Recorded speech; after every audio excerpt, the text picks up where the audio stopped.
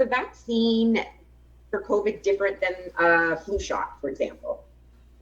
Well, it's a common question because a lot of people want to say, oh, I get my flu shot every year, so I should be fine with this. Every Right. vaccine is a little different in how it's made up. So, yes, the basics are the same very much. But there are different questions, and we have a lot of questions we ask everybody. So, people do register online, they fill out a questionnaire. Yeah. We go through that all over again because sometimes people just quickly click through it and say no to everything. And then you get them in the seat and they go, oh, but I did have this, Yeah.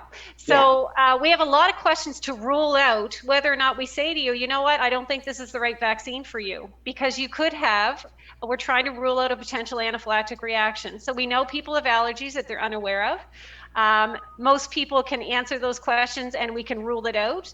There's always the risk that possibly you still are allergic to something that we didn't rule out because we're not aware, but we do a really good thorough job of making sure we ask those questions so that, we want to prevent someone from having an anaphylactic reaction. And again, some people have never heard that word before, and I often will give examples. You probably know someone who has a peanut allergy or someone who has a bee sting allergy or somebody that you've taken a medication and something severe has happened afterwards. Again, we take things in our body every day that we don't usually do a whole assessment on, to be honest, like we do for this. So we're actually ruling it out much more clearly than you would if you were doing all those other things. And then we carry that medication to reverse that anaphylactic reaction right here at the clinic as well. So we do let people know that as well, that, we are prepared for an emergency if it happens. Our goal is to protect you from COVID, and we hope that that's what you'll walk away with.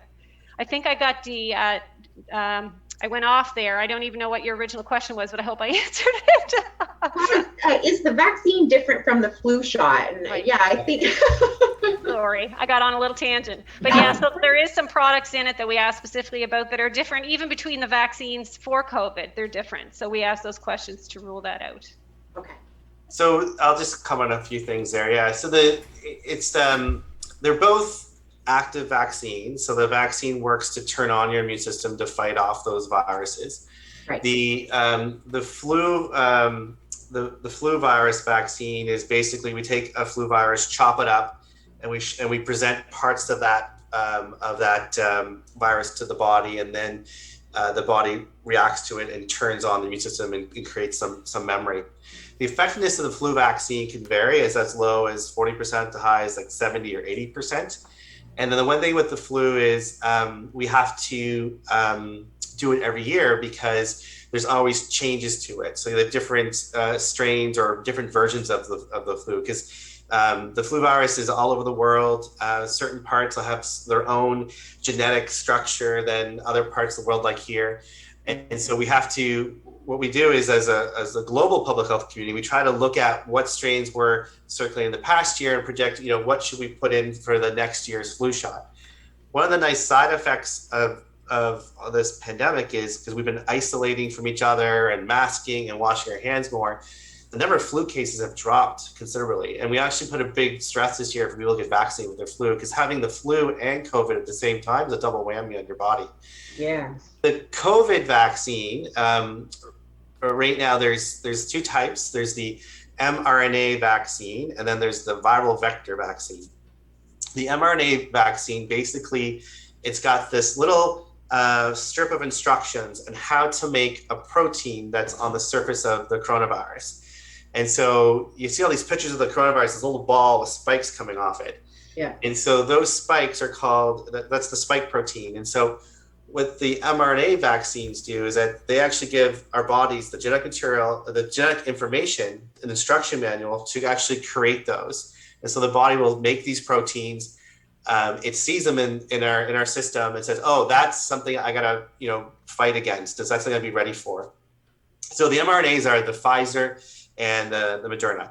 The viral vector ones are the AstraZeneca, and there's one called Johnson & Johnson. The way that works is it uses a virus called an adenovirus. It's been beat up and chopped up, doesn't cause infection, but it's used to deliver that same type of information, that genetic information, into our bodies, so our bodies can make those proteins as well. The AstraZeneca one and Johnson & Johnson, they're both approved in Canada. In Nova Scotia, we've paused the AstraZeneca one. It's only for people in certain older age groups. We're still investigating this clotting disorder that can happen in a very small number of people, but it does cause quite a bit of health problems if someone does have it. So those are the two main types. The AstraZeneca, Pfizer, and Moderna are all 2 shots. The Johnson & Johnson one, which has been approved in Canada, we're waiting for supply to show up, is the 1 shot. So you only need 1 shot for that one. And the big thing we're waiting to figure out, we won't know for a couple more months, and as we study the vaccine, as the effect of the vaccine and the virus more, is do we need to do booster shots?